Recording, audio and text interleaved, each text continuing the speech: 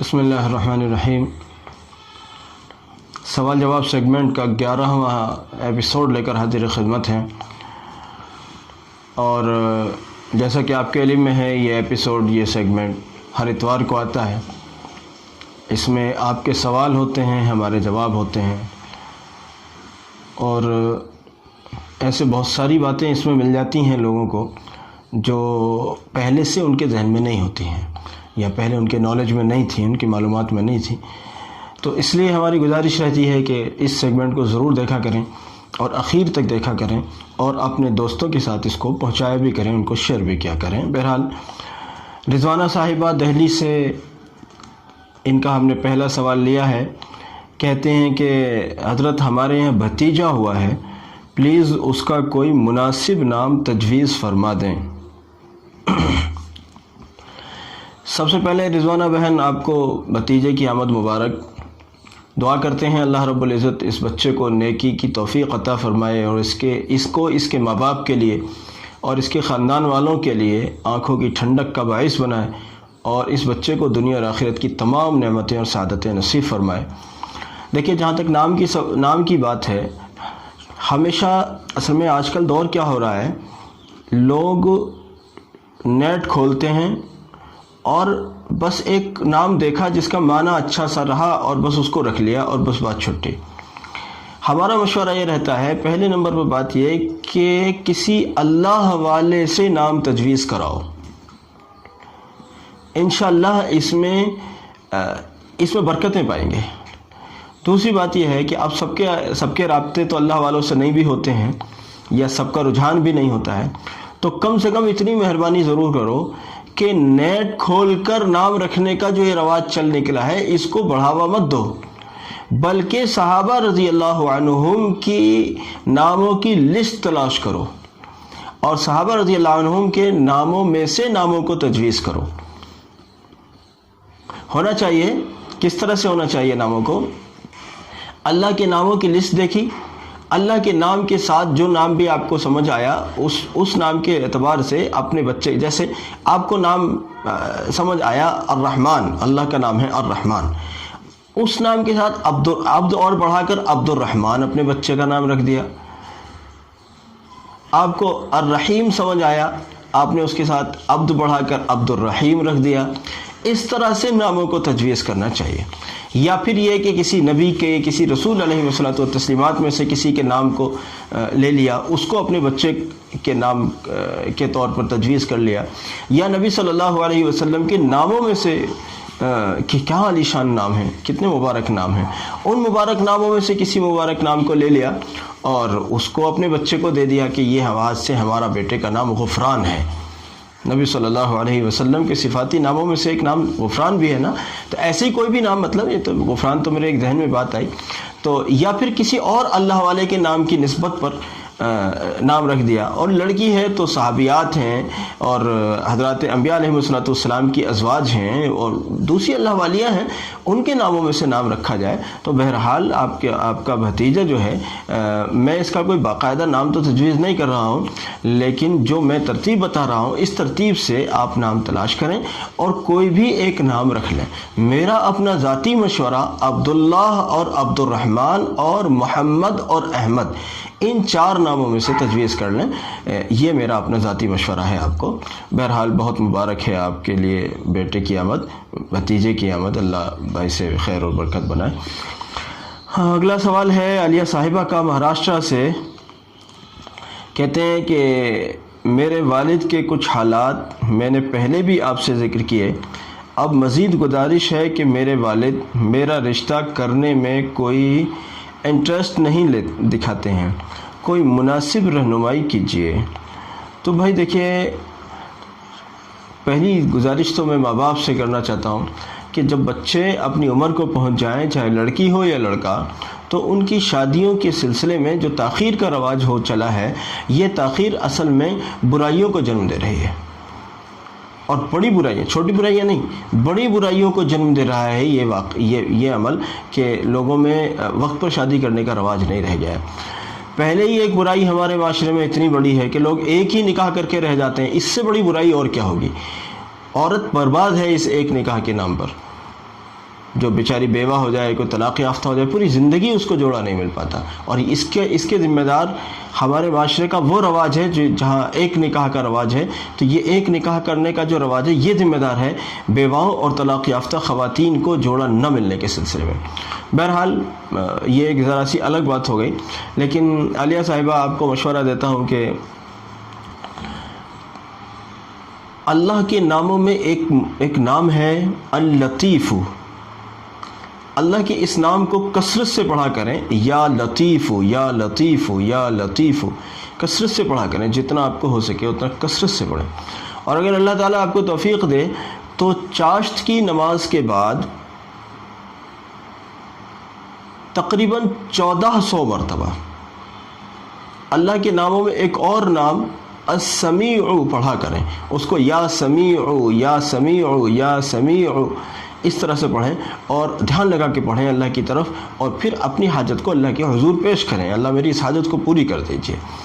انشاءاللہ۔ امید کرتا ہوں اور مشورہ دیتا ہوں کہ صرف رشتہ نہ مانگیں، بلکہ اچھی جگہ رشتہ ہو کر مناسب طریقے پر جلدی نکاح ہو جائے یہ بھی مانگیں۔ رشتہ ہو جاتا ہے 2 3 سال تک فضول میں پینڈنگ پڑا رہتا ہے، کتنی واہیات یہ رسم ہے یا یہ عمل ہے ہمارے معاشرے کا، جس سے بچے اور بچیاں اپنی زندگی برباد کر رہے ہوتے ہیں۔ سنت شریعت تو یہ ہے جہاں مناسب جوڑ کا رشتہ ملا فوراً نکاح کرو، اور میں تو کہا کرتا ہوں اگر آج رشتہ ملا ہے تو آج شام سے پہلے نکاح کرو، اور لوگ 2 سال برباد کرتے ہیں صرف اس لیے کہ جی ابھی انتظامات نہیں ہوئے۔ انتظامات تو شریعت میں کوئی ہے ہی نہیں، کوئی مسئلہ نکاح کے نام پر انتظام کا کوئی مسئلہ ہی نہیں ہے، ادھر رشتہ مل گیا ادھر نکاح کر دیا، لے جاؤ جی اپنی دلہن کو، ہو گیا انتظام۔ اتنا آسان ہے شریعت میں نکاح۔ اگر شریعت والے نکاح ہوتے نا تو لوگ شادیوں کے لیے اتنا زیادہ پریشان نہ ہو رہے ہوتے۔ اللہ اس کی توفیق دے کہ سنت شریعت کے مطابق نکاح ہونے لگے۔ تیسرا سوال ہے زاہد صاحب کا اوکھلا سے، کہتے ہیں حضرت محرم کو صرف ایک ہی روزہ رکھا تو کیسا ہے؟ بھائی جناب رسول اللہ صلی اللہ علیہ وسلم کا وہ مشہور واقعہ ہے کہ جب مدینہ منورہ تشریف لائے، دیکھا یہود کو روزہ رکھتے ہیں ایک یوم عاشوراء کا، 10 محرم کا، تو نبی صلی اللہ علیہ وسلم نے اس کا روزہ رکھا، اور پھر اس کو پسند نہیں فرمایا کہ ایک روزہ رکھیں ہم، بلکہ یہود کے عمل سے خلاف کرنے کے لیے ایک اور روزے کا اضافہ فرمایا۔ یہ پورا واقعہ ذرا تفصیل سے ہے، میں تفصیل میں جانا نہیں چاہتا ہوں، بس اختصاراً میں نے عرض کر دیا ہے کہ بہرحال ایک روزہ اور آپ کو شامل کرنا چاہیے تھا، اب تو وقت خیر گزر گیا، تو ایک روزہ اور رکھنا چاہیے تھا، چاہے وہ 11ویں محرم کا رکھنا تھا یا 9ویں محرم کا پہلے ہی رکھ لینا تھا، بہرحال 2 روزے رکھیں محرم کے۔ ویسے بعض موقعوں پر بعض جاہل معاشروں میں یہ سمجھا جاتا ہے کہ جی کبھی بھی ایک روزہ نہیں رکھنا چاہیے، ایسا نہیں ہے۔ لوگ کہتے ہیں جی ایک روزہ نہیں رکھنا چاہیے، جوڑے سے رکھنا چاہیے، ایسا نہیں ہے۔ یہ جوڑے سے رکھنے والی جو بات ہے یہ محرم کے ساتھ خاص ہے، علاوہ موقع پر کچھ بھی نہیں ہے۔ 1 رکھیں، 2 رکھیں، 4 رکھیں، 10 رکھیں، کوئی مسئلہ نہیں، لیکن محرم کے دنوں میں 10ویں تاریخ کے روزے کے ساتھ ایک روزے کا اضافہ کر لیں، چاہے 9ویں محرم کا کریں چاہے 11ویں محرم کا کریں۔ اگلا سوال ہے منظور صاحب کا، یہ کہتے ہیں کہ میری بیوی کے 5 روزے عذر شرعی کی بنیاد پر قضا ہو گئے تھے، اب محرم میں انہوں نے ان روزوں کی قضا کر لی، جس میں یہ بات ذہن میں بھی تھی کہ عاشوراء کی فضیلت بھی حاصل ہو جائے اور قضا بھی ادا ہو جائے، تو وہ قضا روزے ادا ہوئے یا نہیں؟ بھئی اگر اس میں چاہے آپ نے یوم عاشوراء اور اس کے آس پاس کے دنوں میں ہی آپ نے چاہے روزے رکھے، اور آپ کی نیت یہ تھی کہ ہم قضا رکھ رہے ہیں، اور ان دنوں میں چونکہ ان دنوں میں بھی روزے رکھنے کی فضیلت ہے، تو وہ فضیلت بھی ہمیں حاصل ہو جائے اور ہماری قضا بھی ادا ہو جائے، تو چونکہ آپ کی قضا کرنے کی نیت تھی لہذا قضا آپ کی ادا ہو گئی انشاءاللہ، تو اس میں کوئی بات نہیں ہے۔ اور چونکہ آپ نے ان دنوں میں روزے رکھے تو اللہ سے امید رکھیے کہ ان دنوں میں روزے رکھنے کی فضیلت بھی آپ کو حاصل ہو جائے گی۔ ایک ہی روزہ ویسے ایک ہی وقت میں نفل بھی ہو اور اسی وقت میں وہ قضا بھی ہو، ایسا نہیں ہوا کرتا، لیکن چونکہ آپ نے انہی ایام میں رکھا ہے تو امید ہے ان ایام میں روزہ رکھنے کی فضیلت آپ کو حاصل ہوگی، اور آپ کی نیت چونکہ قضا کی تھی اس لیے انشاءاللہ آپ کی قضا بھی ادا ہو جائے گی اور آپ کو دوبارہ سے ان روزوں کو قضا کرنے کی ضرورت نہیں ہوگی۔ اچھا صاحب، اگلا سوال ہے ڈاکٹر عبداللہ صاحب، کہتے ہیں مفتی صاحب ہم نے ایک ہاسپٹل بنایا ہے جس کو ابھی شروع بھی نہیں کیا، لیکن کچھ شدید قسم کی رکاوٹیں درپیش ہیں، تو ہم کیا کریں؟ جتنی شدید رکاوٹیں آپ کو درپیش ہیں، اگر اس سے 50 گنا 100 گنا بھی زیادہ اگر شدید رکاوٹیں ہوں، یعنی ان کی شدت اگر اتنی بھی زیادہ بڑھ جائے اور بھی زیادہ بڑھ جائے، تب بھی ایک آسان سا عمل آپ اگر کر لیں، اللہ نے چاہا وہ تمام رکاوٹیں آپ سے دور رہیں گی انشاءاللہ، اور آپ کا کچھ نہیں بگاڑ سکیں گی۔ بڑا مبارک عمل ہے، سب کو کر لینا چاہیے اپنی بڑی سے بڑی رکاوٹ کے لیے، چاہے وہ اس رکاوٹ کی نوعیت کچھ بھی ہو۔ سینکڑوں اور ہزاروں کی تعداد میں پڑھیے حسبنا اللہ و نعم الوکیل، حسبنا اللہ و نعم الوکیل، سینکڑوں کی تعداد میں پڑھیے، ہزاروں کی تعداد میں پڑھیے، بیٹھ کر پڑھیے، لیٹ کر پڑھیے، چلتے پھرتے پڑھیے، وضو کے ساتھ پڑھیے، غیر وضو کے ساتھ پڑھیے، پاکی میں پڑھیے، جیسے بھی پڑھتے ہیں بہرحال پڑھیے، ہر حال میں پڑھیے، انشاءاللہ ہر دشمن دور رہے گا، ہر مسئلہ حل ہوگا، ہر قسم کا سحر و عاصب آپ سے بچ کر چلے گا اللہ نے چاہا۔ زبردست عمل ہے، تمام بزرگوں کے یہاں اس کی بڑی اہمیت رہی ہے اور بڑی فضیلت ہے، تجربات بھی بہت زیادہ اس کے متعلق ایسے ہیں کہ بیان نہیں کیے جا سکتے۔ بہرحال اس سے فائدہ اٹھائیے، اللہ نے چاہا آپ کا ہاسپٹل بھی چلے گا انشاءاللہ، اور آپ کے ہاسپٹل کے دشمن بھی آپ کے ہاسپٹل سے اور آپ سے دور رہیں گے انشاءاللہ تعالی۔ مدھیہ پردیش سے ہماری کہتے ہیں یہ کہ ہماری کچھ زمینیں ایسی ہیں جن پر کچھ لوگوں کے قبضے ہیں اور قبضہ بحالی نہیں ہو رہی ہے، رہنمائی کریں کہ کیا کریں جو قبضہ بحال ہو جائے۔ ان کی زمینیں دبنگوں کے قبضے میں ہیں اور نکل نہیں پا رہی ہیں۔ بڑا مزیدار ایک عمل بتاتا ہوں، ویسے تو ابھی میں نے بتایا حسبنا اللہ و نعم الوکیل، اس کو بھی کر لیں گے تو نفع ہوگا انشاءاللہ، لیکن چلیے ایک اور چیز بتاتا ہوں۔ 1100 مرتبہ سورہ کوثر پڑھنے کا اہتمام کریں، ہر مرتبہ بسم اللہ الرحمن الرحیم پڑھیں، شروع میں اعوذ باللہ کے ساتھ شروع کریں، اعوذ باللہ من الشیطان الرجیم بسم اللہ الرحمن الرحیم، اور پھر جو ہے سورہ کوثر شروع کریں، اور ہر بار بسم اللہ الرحمن الرحیم پڑھیں۔ سورہ کوثر یعنی انا اعطیناک الکوثر پوری سورت پڑھیں، 1100 مرتبہ پڑھیں، ہر قسم کا دشمن آپ سے دور رہے گا انشاءاللہ۔ آپ دشمن آپ کے اوپر اگر غلبہ پا چکا ہے تو چھوڑ کر بھاگ جائے گا، اور کب بھاگ گیا آپ کو اندازہ بھی نہیں ہوگا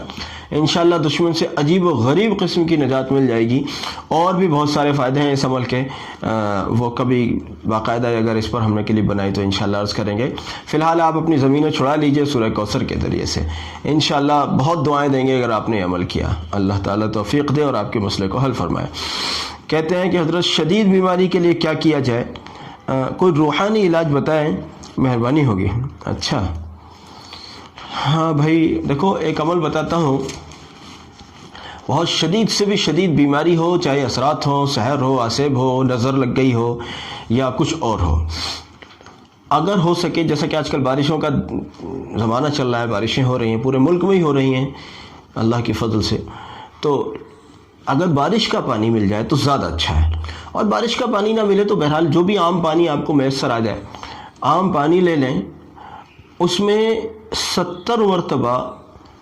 سورہ فاتحہ الحمد شریف ہر بار بسم اللہ کے ساتھ، اور 70 مرتبہ آیت الکرسی، 70 مرتبہ سورہ اخلاص قل هو اللہ احد ہر بار بسم اللہ کے ساتھ، قل اعوذ برب الفلق 70 مرتبہ بسم اللہ کے ساتھ، اور قل اعوذ برب الناس 70 مرتبہ ہر بار بسم اللہ۔ اس عمل کو کریں، 70 مرتبہ ان پانچوں چیزوں کو کریں، اس پانی کے اندر دم کریں، اور روزانہ کچھ دن لگاتار اس عمل کو کریں، اگر ہو سکے تو 40 دن کر لیں۔ ہر قسم کی بیماری کتنی شدید کیوں نہ ہو، اور ہر قسم کا سحر، عاصب، جنات، جادو، نظر بد، سب چیزوں سے ایسے چھٹکارا ہو جائے گا انشاءاللہ کہ آپ حیرت میں پڑ جائیں گے۔ 40 دن کر لیں اس عمل کو، اگر بہت شدید پریشان ہیں، اور اس پانی کو مستقل پیتے رہیں، اور پڑھنے کا بھی فائدہ ہوگا انشاءاللہ، پینے کا بھی فائدہ ہوگا۔ اگر کوئی مریض ایسا ہے کہ وہ اس 1 گھنٹے کے عمل کو نہیں کر سکتا ہے، تقریباً 1 گھنٹہ اس میں لگ جاتا ہے، اگر کوئی مریض ایسا ہے کہ وہ نہیں کر سکتا ہے، یا پھر یہ کہ وہ بیٹھ کر نہیں کر سکتا ہے، تو لیٹ کر کروائیے اس کو، اور اگر وہ نہیں ہے، اس کو لیٹ کر بھی نہیں کر سکتا ہے، کوئی اور اس کے عوض کر دے، اور وہ پانی اس کو پلا دے, اور پڑھنے والا بھی پینا چاہتا ہے پی لے, ساری دنیا کو پلائیں اس پانی کو, نفع ہوگا انشاءاللہ.